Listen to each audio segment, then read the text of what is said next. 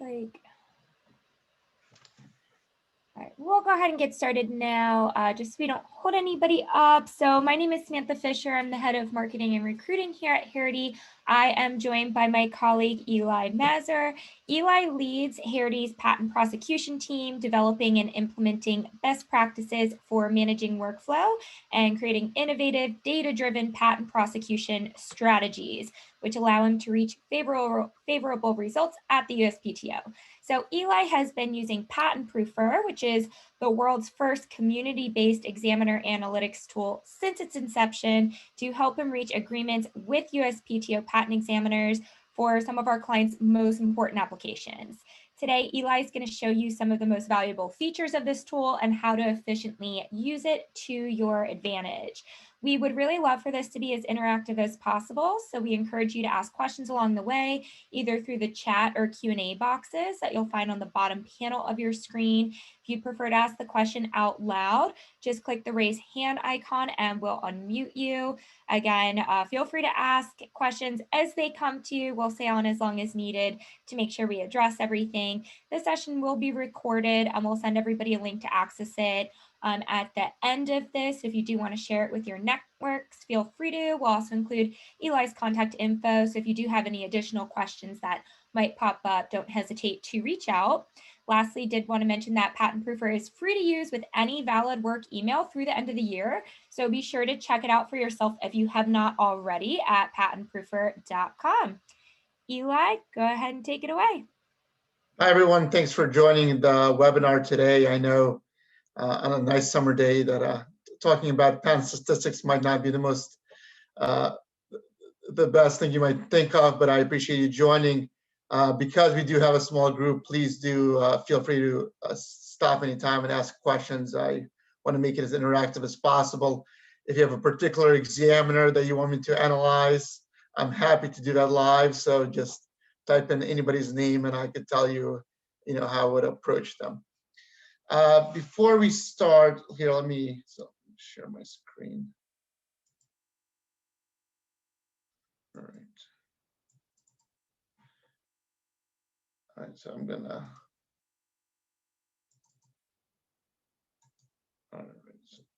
All right, so before I jump into going over Patentprufer, I kind of wanted to lay the framework for why we use it in the first place. And this I really use for every patent prosecution presentation that I give. And this is how I think about patent prosecution. It's really a balance of what we're trying to accomplish. We obviously want to get a patent that is strong, and by that I mean that's one that actually is going to read on implementations of your invention at the very least, and is going to be able to withstand challenges after it is granted. And we want to do that as efficiently as possible. If you insist on one of these things over the other two, for example, if you want a patent that is very strong, exactly the way you want it, you might never get a patent and it will be very inefficient and so forth. So these are the things that we want to accomplish, and everything that I tell you today is going to help you accomplish all three of these goals.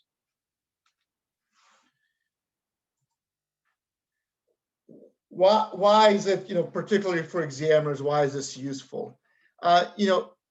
Examiners, and this is actually from Michael Lewis, you might have heard the author. He talks about how NBA referees, the more they're covered in the media, the more they're analyzed, the more they're criticized publicly, the better they become. Examiners, they operate differently, as I'm sure if you've dealt with them, you know that they operate independently. Most, except you and the examiner, probably almost nobody else knows what they're actually doing. Maybe their supervisor, and they're the ultimate decision maker and the person that you need to convince. There's a lot of examiners. There's thousands of them. They're spread all over America. They have all their unique idiosyncrasies, and you want to use all of that to your advantage when you're conducting an interview. So first, I'm going to kind of go through the Patentprufer tool. I'm going to repeat a lot of things I say, but please feel free to kind of stop me if you have any questions about anything specific. All right, so let's say, I kind of walk you through a scenario, and we'll go from there. So, well, actually, let me give you a little background about, how we started thinking about this tool. So obviously, we work with examiners every day, obviously doing patent prosecution, and there's a lot of tools that kind of started coming out that give you these raw statistics about examiners. Some of them were free, some were better than others. Some of them are still out there, less and more reliable. But, when I was doing interviews, what I would do is I would just keep a spreadsheet with notes about different examiners. And the reason why I found that helpful is because the data doesn't actually capture everything that you want to capture in your interaction with an interview. You might get a positive result, or you might not get a negative result, and it might depend on what you do to get to that result. So we came up with the tool. It's, I think, as Samantha said, it's a community-based tool, and I think one of its key, the reason why it's better than. Sorry about that.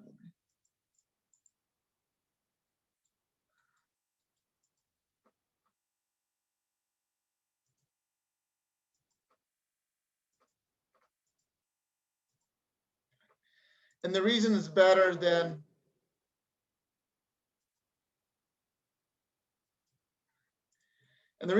other tools is this comment section that gives you kind of an insight about directly about how that interaction went, and stuff that data really can't capture, along with all the other data. So let me kind of go through how I use this tool. I use this tool sometimes at least once during every interaction that I have with an examiner for every office action, for example, but sometimes multiple times. And I kind of want to go through how I think about that. So for example, let's say you get an office action from this examiner, Richard Schoenemann. And the first thing that I love to look at is, well, does this examiner even grant patents? And it might come, depending on the kind of technology that you deal with, it might be kind of a ridiculous question. But for example, for business method examiners, especially as back as a few years ago, it was pretty common to get an examiner that hasn't granted any patents within the last few years. And that really will impact, the resources you want to kind of devote to trying to deal with this examiner if you're not getting the examiner. So for this one, particularly, for example, last year he granted only 3 patents. So in all of last year, he granted 3 patents, and 56 cases were abandoned. So that gives you a sense that, 56 times applicants had to give up, and 3 times they were successful. This year, it's about the same. His behavior, last year was 5%, and this year it's 4%. And as you actually see, his overall statistics is 8%. So if anything, he's been getting more difficult and more difficult over time. And it's possible, there's many explanations, but he's a junior examiner, but the more he works for, the more he's confident about operating kind of on his own, in his own silo, and rejecting patents without granting anything. And as you can see, another thing that I look at, well, is it just this examiner? Is he behaving consistent with the way his art unit expects him to behave? And as you can see here for this examiner, it's pretty dramatically different. His art unit has an allowance rate of almost 50%, and his is overall, and his is 8%. But this is for overall, so I guess pre-Alice, if you're familiar with that. But even now, if you look at that, the allowance rate for his art unit is over 25%, while his is almost 5 times less. So this is pretty dramatic. You kind of know what you're getting into. You know what kind of communicate to a client, and you know what kind of you might need to adjust based on that. Hey, Eli, we have a request for a specific examiner. I don't know if you want to pull them up now or finish this one first. Sure. Actually, let me finish this one, but we'll do that right after. Okay. So this, if you look at that, and then I look at the path, if I'm magically this examiner who's very difficult, if I'm going to get a patent, at what point will that happen? And we look at these averages, usually it's going to take me over 3 office actions and 1 RCE, and about 1 RCE. So, it's not going to happen in the beginning. So if I'm going to kind of want to get a patent application with this patent, it's going to be 3 office actions and 1 RCE. 40% without an RC, that gives you a sense, well, what will help? Will an interview help? That's what I look at. And as you can see, no, not really. The interview, statistically, if you look at it, it might be slightly better, but after you conduct the interview, it's going to get allowed only 3% of the time. And you look at the comments, maybe this data is kind of missing some magical, maybe he went to, I don't know, maybe he went to Florida State, and if you mention you're a Florida State fan, he'll magically allow your application. So sometimes we have comments like that, but here he says it's extremely unreasonable and did not want to work together. So, even if, you can obviously hope for the best, but everything indicates that he'll be very difficult. What about the pre-appeal? And I'll get into this a little more. 0% of the time, so 21 pre-appeals. And it goes back to what I said in the beginning, that I saw this shows an examiner who gets more and more confident about rejecting cases. And as you can see, whatever the pre-appeal process is, and within his art unit, he has a pretty strong control over it. And 0% of the time, he's been forced to reopen the case. What about an appeal brief success rate? So you file an appeal brief. This is super interesting. He allows it after appeal brief is filed only 1% of the time. Once again, it's, maybe it'll be your case, but highly unlikely. Chances are, if you have a strong case, he'll reopen it. So 1 out of 10 times it'll be reopened. So after you spend all of those resources filing the appeal, you'll be dealing with this examiner again. Maybe that's the best outcome, but it's not exactly what you expect. What about when it finally goes to the board in these 90% of other cases? I look at this and I'm seeing he's going to be reversed. He's reversed about, in part or in full, about 20% of the time. So not bad, I guess, after struggling with this examiner, but you have to, bear in mind most of appeals that are filed are for cases where applicants think they have a strong position. So if you have a strong position, I guess you might have a 20% chance of getting him reversed at the board. It shows an examiner who's very thorough. He's obviously an art unit that is predisposed to making for easy one-on-one rejections and so forth. So it's going to be a very difficult journey. And, and I'm going to go through all this again, but how long will it take you if you file that appeal? It will take you 2 years. So the bad side of this is, if you're interested in getting a patent allowed as soon as possible, it's going to take you a very long time to even find out if that's going to happen or not, over 2 years. But on the flip side of that, well, maybe we can file an appeal and maybe the situation, the dynamics will change with this examiner and we'll be able to figure something out. So if you're not ready to abandon a case, this might be a good statistic. So you look through all that and you're pretty depressed. You're wondering what to tell the client. And this might become helpful because this is a list of patents he's actually issued. And you'll see this is only one from 2020.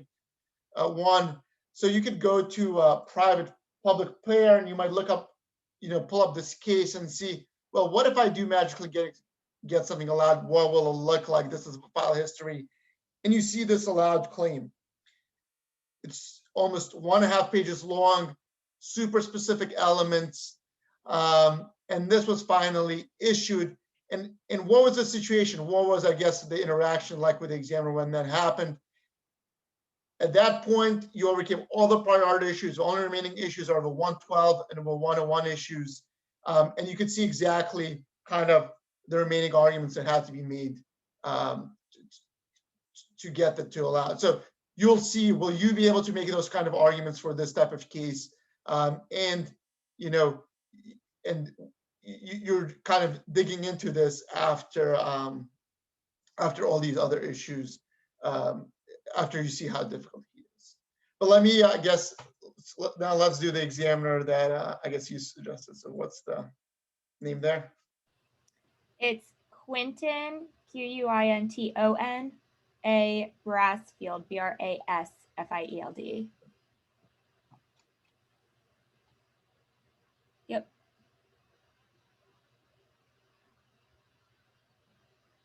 All right, thank you for suggesting this one. So here's one thing that I guess, to start to look at. So we have this Patentprufer score, and it's kind of, it's a playful way to indicate how an examiner, I guess, is compared to other examiners within his art unit and so forth. As you can see, this one is red, so it means he's probably going to be not the best one that you could deal with for that patent application. Once again, I go, well, does this examiner actually allow patents? As you can see, he does. Last year, he actually granted more patents than were abandoned. So it's not great statistics, but compared to, for example, the one that I made, it's not bad. You have a 60% allowance rate. So this is somebody who you could work with successfully to get a patent issued. How long will it take you? On average, about 3 office actions and 1 an RCE. And as you can see, these two stats are pretty similar to that other examiner that I discussed. But as you can see, the end results is the applicant's actually getting patents here, unlike the other one. What is the interview success rate? So 1 out of 5 times that you'll have an interview with the examiner, he'll actually allow the case. That's pretty good. If you're struggling with that examiner right now, if you just interview him, there's a 20% shot, which is I guess a very low impact way to kind of to conduct the prosecutions, to conduct that interview. You have a 20% chance of getting it allowed. Here, this is interesting as well, and I'll get into this a little bit more, but let's look here.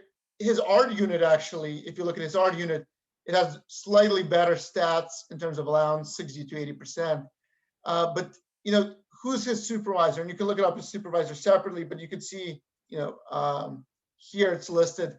Maybe you can kind of get the supervisor to help. And as you can see, the supervisor stats are based on when he was an examiner, but it's likely how he operates.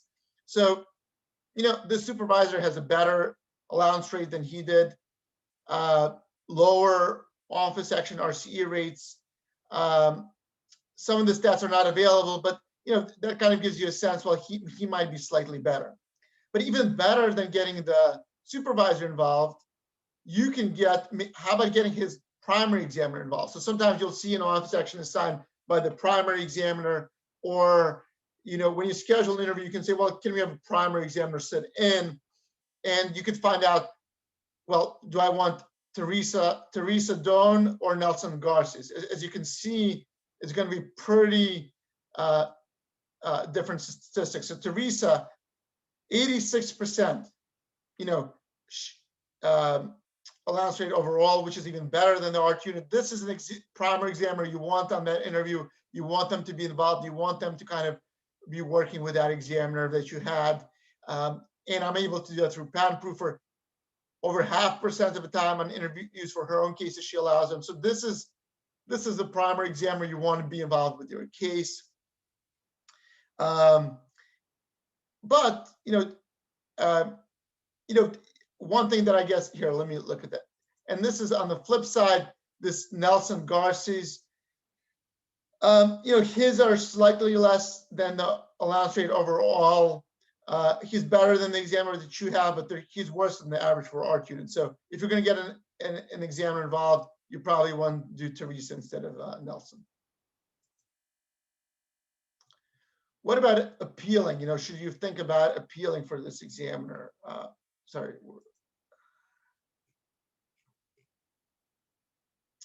So pre-appeals, this is a quickly, and I'll go into more details, but should you file a pre-appeal or an appeal? For a pre-appeal, you see wow, 32% of the time after a pre-appeal is filed, he allows the case. So of course, as compared to an appeal, it's allowed only 20% of the time. So, yeah, it seems like you should file that pre-appeal. And if you want to appeal afterwards, you should do that. And it would really be a kind of a good use of your time to do that. Or it might be a reopened, which is 40% of the time. That might give you leverage to work with the examiner. What about, if it actually goes to the board, what will happen? This is pretty dramatic. 75% of the time, the board either reverses the examiner in full or in part. So if you're unable to reach an agreement with this examiner, file a pre-appeal, it's likely to be allowed there. File that appeal brief, it's likely to be allowed there. Even if it goes to the board, 75% of the time, you'll get, I guess, at least somewhat positive result. So, your chances are pretty good if you're struggling with this examiner for this application, you think you have a strong case. How long will it take you? Slightly over a year. As you can see, RC to next office actions for him is very low, but slightly over a year might be better than trying to go through another round of prosecution and struggling with them. Any more questions about this particular examiner? I don't know if you could, Samantha, if you could let them talk or if they want to. Yeah, if anybody would like to talk, just do the little raise hand emoji and we will unmute you. I don't see any questions. Oh, okay. Here's one in the Q&A. Okay, if I only have 1 minute or less to look at an examiner report, what should I focus on? Great question. And the one thing that I focus on is patents year to date. How many patents has he granted this year or last year? That's, so that's, I guess, 10 seconds, not even one minute, because this will really kind of, shift your whole strategy for that, formulate the whole strategy for this case. Is this an examiner who's going to allow cases or doesn't allow cases? So you look at that for 10 seconds. The next thing is the comments. Not all examiners have comments, so that's why I didn't bring out first, but I'll go through a bunch that do. And this will kind of, give you that insight that you wouldn't get unless you worked with this examiner before in another case. So those are the two things. And I think you'll be done in 30 seconds. 30 seconds. So here's, I guess it's more of a comment than a question. I don't know if you can speak on it, but Brasfield does not recognize terms of art.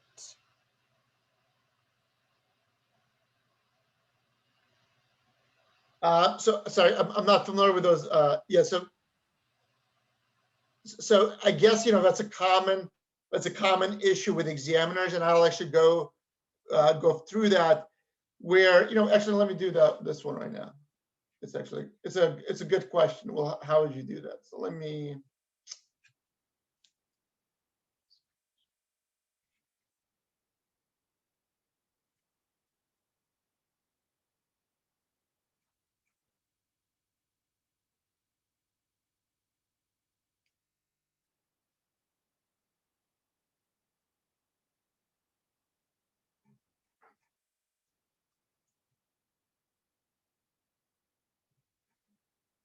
So I can't find the example offhand, but it's a common thing where examiners are unreasonable, and what you want to know is this an issue or not? Because the examiner can be unreasonable about, he might say, well, this is not a term of art. He might say, this is a term of art, and I'm not going to give a weight that it's supposed to get in the space. But is there a way to work with the examiner to get to that allowance? It might not be worth your time or effort to kind of try to file a very detailed arguments to kind of convince them otherwise, if you can get a positive result anyway. So for example, if you can conduct an interview and 50% of the time is going to lead to an allowance, it's probably not best to hang up. If the examiner, if you look in the comments in the examiner and you see the examiner suggests amendments to get allowed, maybe the amendment that he suggests is pretty reasonable and will get you a better result than you would if you kind of try to amend to kind of define your terms in other ways. So I guess this kind of goes off of unreasonable examiners as well. Brasfield also requires a showing of criticality for any time a number is in the claim, even if POSA would realize the claim value is not what they would use. So again, and you know, this goes to kind of examiners have their own quirks. And sorry, Brasfield, is this a different examiner from the one we looked up, right? Yeah, it was the one that we had pulled up. Yeah, or Oh, yeah, Brasfield, yeah. Yeah, so examiners have their own quirks. So how would I kind of put that in? You know, obviously you would kind of have to look into exactly the situation and see if you would have to show criticality or not. But this tool allows you is, well, how do you work with the examiner? Examiner can be completely wrong about something, but it does not mean that it makes sense to appeal a case if you can get a more positive result with working with him.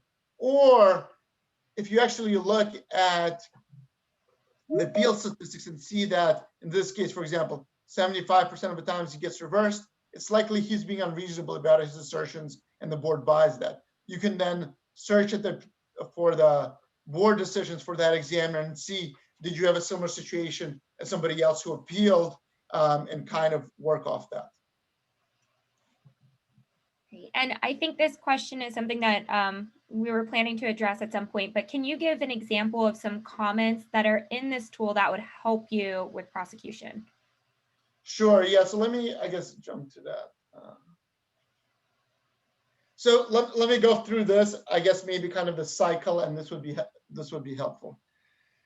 So, you know, I gave an example in the beginning of, you know, you're starting out your prosecution and you're going over that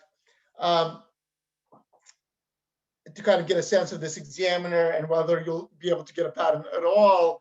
But there might be quirks for this examiner that kind of pop up during that process, and you have to kind of figure out how to navigate, and this tool will help you. So, for example, you get this restriction requirement before you even get a full office action from examiner Roger Peng, and you're sitting there and you're thinking, well, should I even bother presenting arguments or not for that restriction requirement? Is that examiner somebody who's going to buy that? You look at the comments and you see that, yes, this is an examiner who draws restrictions requirements based on arguments. So you should spend time doing that if you think he has a weak argument, and he might withdraw based on that. This is another example.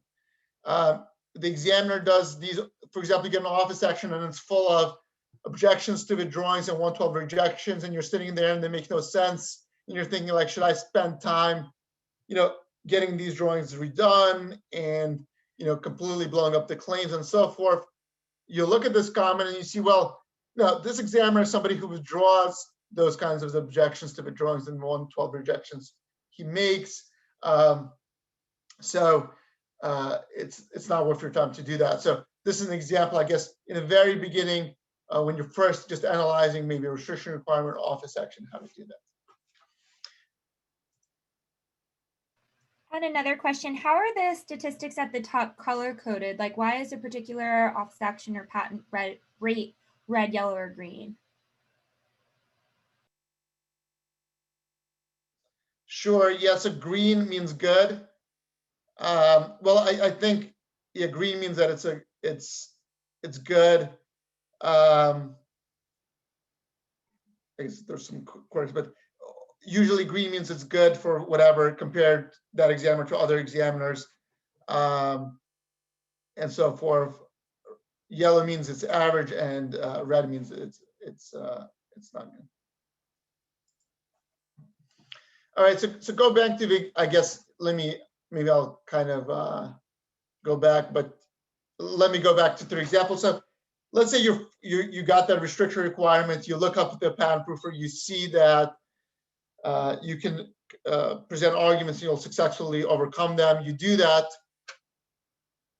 and once you overcome those, that restriction requirement, you're sitting there and you're deciding, well, should I even bother with conducting an interview?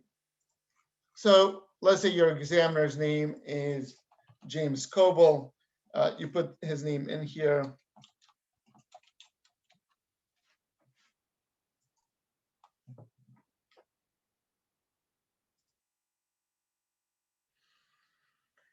So you'll see, look at the success rate, interview success rate.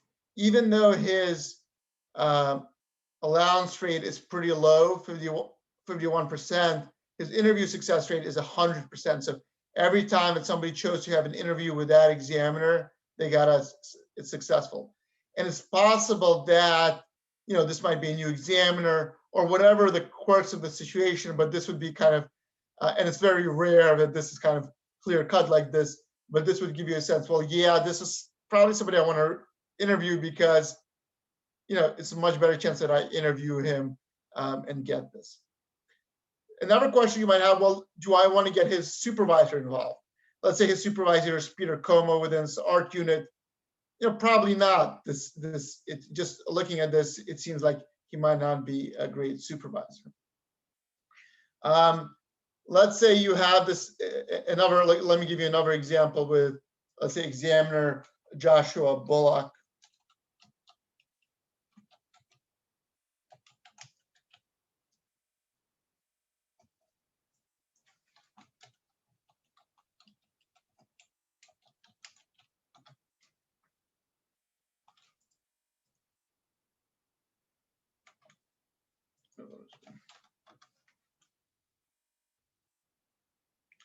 All right, so you get examiner Joshua Bullock, and you're kind of saying, well, how should I go about even scheduling this interview? This is another example where it might be helpful, where it says very difficult to schedule the interview. Examiner required agenda prior to scheduling the interview, did not answer the phone for interview, and rescheduled the interview 1 week later. This is an interesting example because looking at this, just this comment, you might be like, it's not even worth my while to schedule this interview. And maybe if I still kept the spreadsheet where I had this information, I wouldn't even bother based on this information. So it's really about the interplay of the comments and the statistics. So what you look at the statistics and you see actually his interview success rate is 30%. So, you know, it might be very difficult to schedule an interview with this examiner, but if you do, it's going to be allowed, you know, 30%. So that's pretty good. And as you can see, that's higher than the average for that art unit. So even though it might be difficult to get that interview, once you're able to have that interview, you'll be successful. You know, then you'll see, well, you know, should I get the supervisor involved because he's being so difficult? If his supervisor is Glanton Burgess,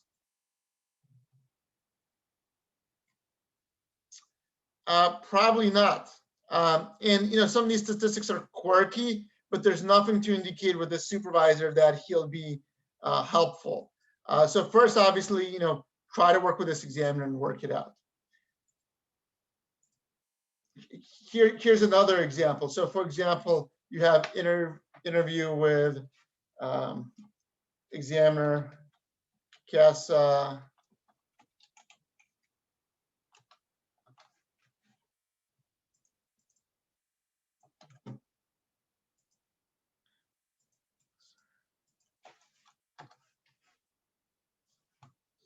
Tigaboo. You see the Tigaboo Casa, you see these statistics, not great. You know, patents to abandonment's not as bad as the first one we saw. The allowance, it takes 3 office actions and 1 RC to get that patent. Only one out of 10 times will it be successfully to an allowance. If you do an interview, you say, well, maybe appeal. Yeah, so appeal is an option.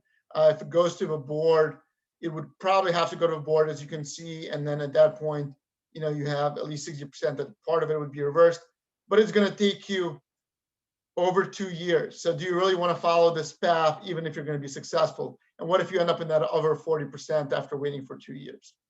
Is there a better way?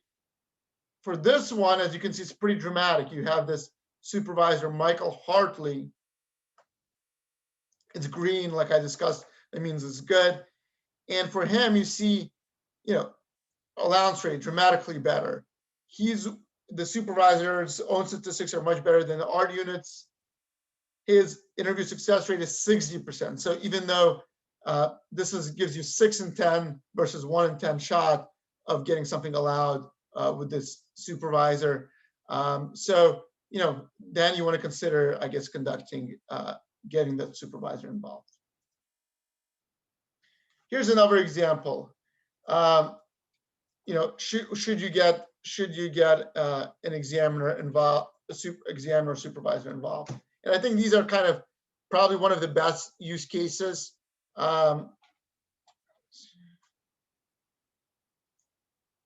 Let's say you get a very bad office action from Catherine. It's a huge mess, and you're saying, well, it's such a mess. Maybe I should just file arguments to point out all of her mistakes and all of that. Maybe I should get the supervisor involved. And without this data, you might choose one of these paths. Maybe you'll say, well, should I just try to file an appeal and all that? But looking at this examiner, you'll see, well, they do, they grant patents, but some get abandoned. Some make those decisions. For those that are granted the patents, it takes 2.5 office action and 1 RCE.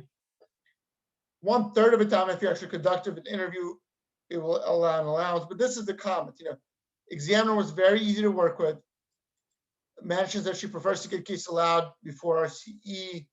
Made recommendations regarding allowable subject matter. Wow.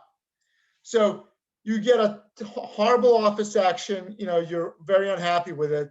You could have won one of these other avenues I described, but you look at this comment and you say, well, I can just have an interview where the examiner will actually suggest an allowable subject matter, which might be a better outcome than whatever one of these other paths you might follow.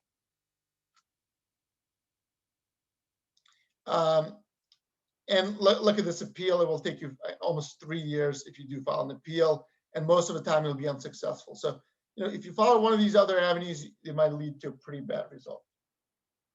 Sometimes the comments will say that, if a particular examiner or supervisor was or wasn't unhelpful. Another thing is, once you decide you want to do an interview, one of the things you want to kind of figure out, well, how should I prepare for this interview?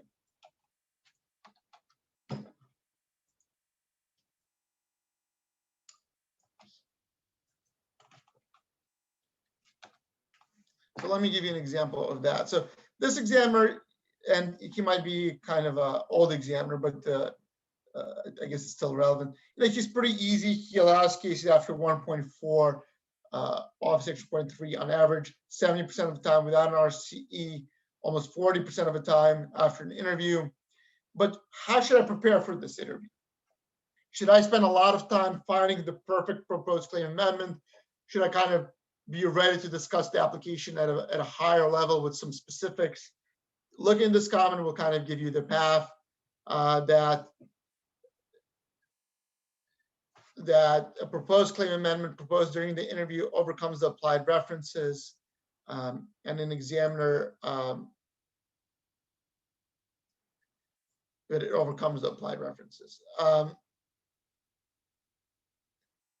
So even though the proposed claim amendment provided before the interview, the examiner did not agree to that.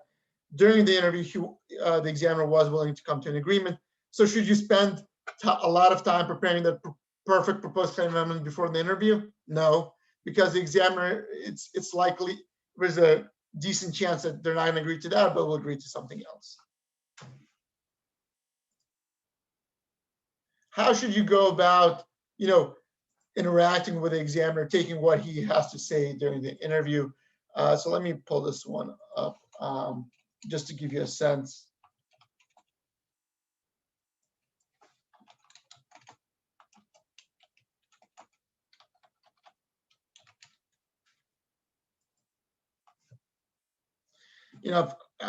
If any of you deal with one-on-one rejections, I know they're frustrating, and this is actually one of the most powerful tools to kind of deal with those.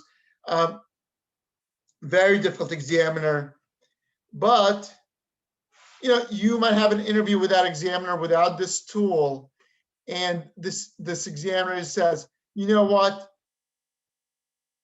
what I need you to do is research these 5 cases and present this elaborate discussion of them in the response.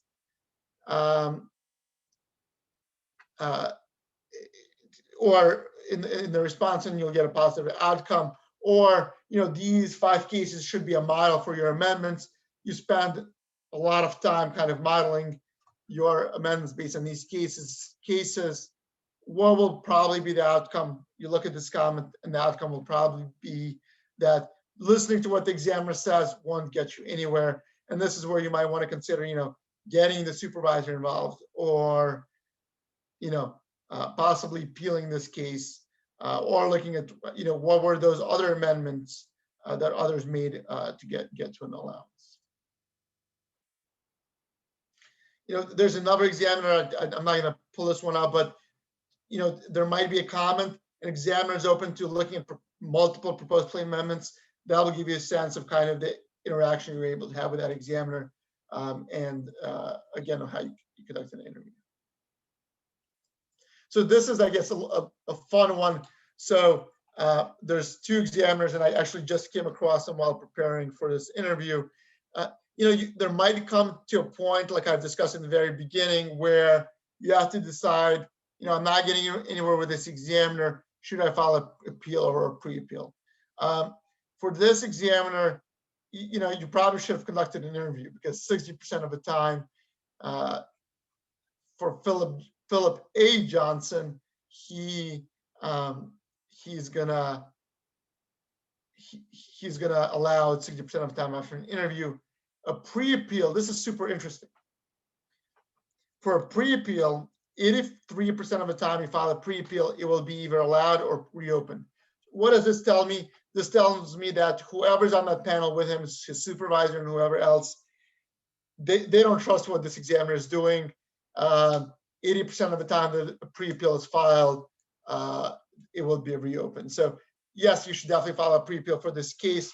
Should you just file an appeal brief directly? No, it seems that if you do file an appeal brief directly, it will probably go to the board, which might be fine.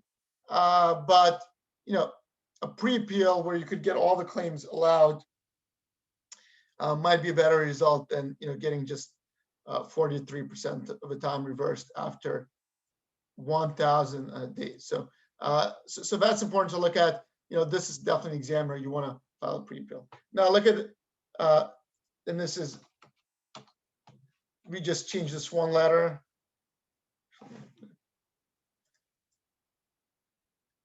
So Philip T. Johnson.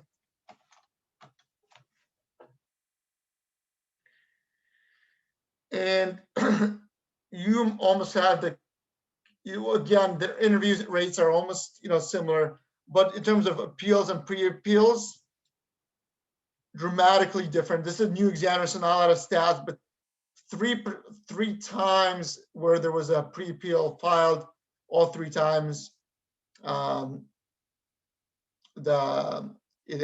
appeal brief had to be filed, so basically a pre-appeal was a complete waste of time. Every time that an appeal brief was filed, it actually got reopened or allowed at that stage. So, there's no reason to waste your time with a pre-appeal. You could just go ahead and file that appeal brief and get that decision sooner and better decision.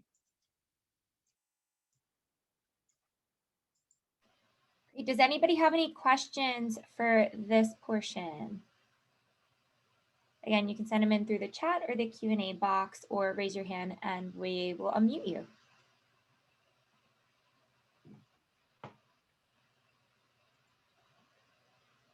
I don't see any yet, Eli. Okay.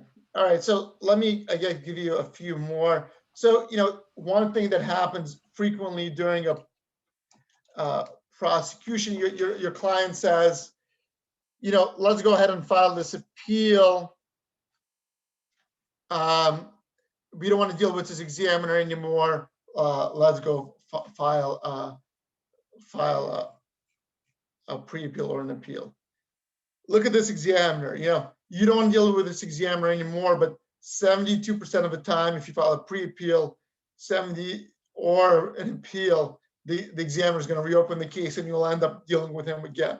So maybe it is a good outcome in terms of, you'll have a little more leverage this time around, but it might be one of those examiners who just keeps reopening cases. You might be better off just trying to reach a resolution with him directly. Here's another examiner who kind of operates in a similar way.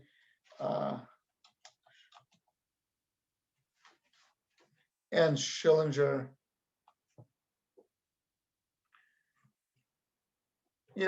Her interviews, you might be you might have done an interview, you weren't one of those 5 times, where 1 out of 5 times which got allowed. Look what happens. You file a pre-appeal, maybe 30% of the time it gets allowed. Same thing with appeal, 1 out of 5, but there's a 67% chance she's just going to reopen the case. Not great. So for example, you might be talking to the examiner and the supervisor did an interview, and the supervisor says, well, if you disagree, just go ahead and appeal this case. You could mention, I would, but it's probably just going to get it reopened. And this might resonate with that supervisor. He knows how that happens and say, well, let's work something out. This information gives you kind of a power. A lot of times an examiner, for example, will say, I allow cases all the time. It's just this one case where everything is completely off and I can't allow it. You look at their stats and say, well, no, actually you've allowed only 1 case in the last year. That's not the case. And, you can have a more honest conversation as a result. Hey, Eli, we do have one question. Do we have any stats on any examiner in the Gil Hyatt Art Unit? It's a very good question. So so actually I have a podcast where I interviewed Gil Hyatt. So you might want to check that out, the Clause 8 podcast. I'll do a plug for that. So I'm not familiar. From what I understand, those cases don't get examined. So my understanding that we wouldn't have any statistics for that. So unless you're familiar with the name, we could look it up, those examiners that operate. But from what I understand, at least my understanding is that those examiners don't actually examine his cases. They just hold them indefinitely. So I guess we'd have zero patents, 0 allowance rate. It'd be pretty grim.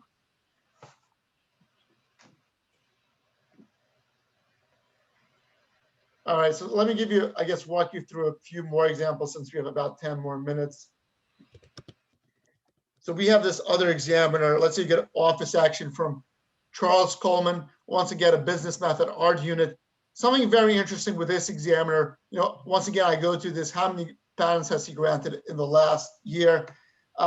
It's June. So you look at this and it's only 2 and you're like, what is going on there? Maybe he took a very long vacation and he just got around to only granting 2 patents this year. You look at the abandonments rate, nope, 40 abandonments. So he had time for 40 abandonments. He didn't have time to grant any patents. And you're like, wow, this is just a very difficult examiner. And then you say, well, what did he do last year? Wow, last year 15. So even if he would have to grant patents, 13 more patents, so 6 times more patents than he did in the first year, the second half to catch up to that. Maybe he gets in a better mood, in the summertime and when holiday time, and that's when he starts allowing cases. Maybe that's what explains this kind of dynamic. So you're saying, all right, now we're in the spring. Now we're in the summer. Maybe then before Christmas, I'll try to call him. But then you kind of look at his overall allowance rate, and this is pretty interesting. His overall allowance rate is 10%, which is actually exactly what it is this year. And last year was kind of an anomaly. And that could happen for all kinds of reasons. You want to kind of look at those anomalies. He might have had a temporary supervisor who was resigned, who was kind of telling him, you need to start allowing cases. And maybe that new supervisor kind of backed off and he went back to kind of operating the way he did previously. It could be because he thought, for example, the new Section 101 guidance that was issued by the PTO kind of made him allow cases before, which he was holding on to for a long time. As you can see, his stats are out of whack with the rest of the ART unit. So he's, for his, on average, when he does allow a patent, it takes over 4 office actions, which is twice as much as his ART unit, twice as much RCEs. You know, it doesn't look great for this examiner. Should you get his supervisor involved? Once again, you know, depends who his supervisor is, who you're getting involved. These stats don't look good. But here's one thing that you could do. You could actually talk to the examiner and find out, well, what made you allow cases last year versus this year? And you could ask him that. You wouldn't be able to do it without statistics, without these statistics to give you kind of, to do that. Another thing is with this examiner, there's actually some specific notes about the 101. So if you look at his interview success rate, it's pretty low, 7%. But if you actually look at the interview information, you see that getting his primary examiner involved, might be proactive and kind of help you resolve it. So without the primary, you'll be stuck. With a primary, you'll find a completely different, completely different on the other end, and you'll get a positive result. Once again, you know, this comment suggests that it has to be really his SPE who has to weigh in, and that will make a difference. Let me know if there's any other, I guess, examiners that you want to look at. Here's another one. This actually goes to, this is the one that I was looking for before. This is very interesting. Somebody asked the question in the beginning, well, what if the examiner is unreasonable about this or that? How should you approach that? So this is an example of an examiner, you know, who's unreasonable. Here's some of the first half of these comments. He's unprepared and disorganized. He unreasonably uses broad or disreasonable interpretation. There's 2 comments actually about that. So should you just give it up with this examiner? Not really, because if you look at his allowance rate, you know, 70%, it's kind of in line with his overall. You know, he does, this year he's granted more patents than have been abandoned, significantly more, almost, you know, 4 times as many, same as last year. So how do you get there? You look at these comments, and he said, the examiner actually gives suggestions about how to overcome his ridiculous interpretation. So, you know, you could, this goes back to what I kind of shared in the beginning of my presentation. You could get hung up on this, you know, getting a patent that is extremely, you know, the examiner is being unreasonable. You deserve a certain scope, and you're not going to stop arguing about that with the examiner. So you're not going to get a patent. It's going to be extremely inefficient, but at least you'll be keeping your eyes on the prize of getting exactly what you wanted. What is a better outcome? You know, looking at those statistics, it seems the examiner might propose something that actually might make your patent even stronger, you know, both, you know, this is a whole other presentation, but you know, you could actually get a better scope in terms of withstanding challenges in the future, or it might be something that not even impact from an infringement standpoint. So if that's the case, it doesn't make sense to not get a patent and spend, you know, all kinds of resources prosecuting this case if you can just talk to the examiner and get his suggestion.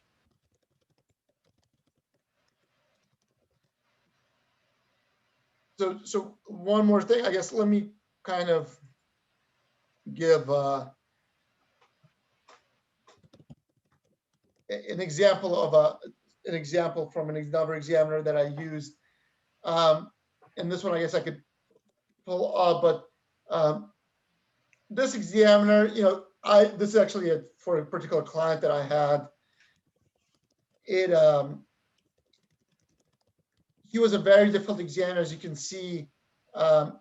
even though he was improving, so this was a dramatic, I guess, change for this examiner. His allowance rate last year was worse than it was this year, which is a helpful sign. So even though his success rate in the past wasn't great, it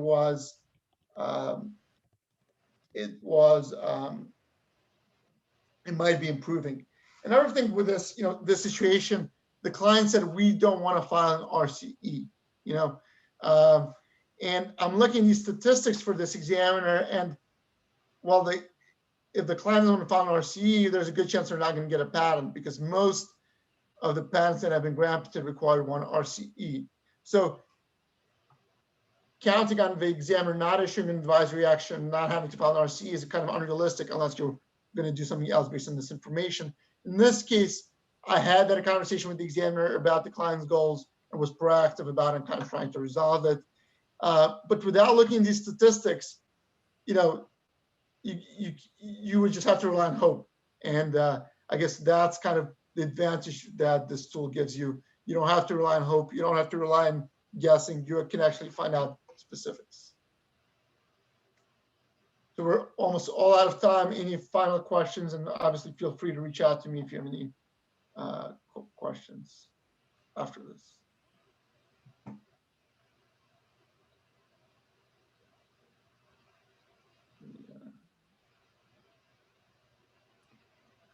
All right, I don't see any, but I will, like I said, send out a recording of the webinar once it's available. And if you do have any questions, you can reach out directly to Eli or myself. If you have any specific examiners, Eli can help you with that as well. We also conduct webinars on automation and diversity and our other analytics tools as well. So if anybody's interested in joining any of those other upcoming webinars, you can find them all at harrityllp.com/webinars. We just want to thank you again for your time this afternoon. We appreciate it. And again, just be on the lookout for that email from us. Thanks everyone for joining. I appreciate your time. Yeah. And Patentprufer is free, so.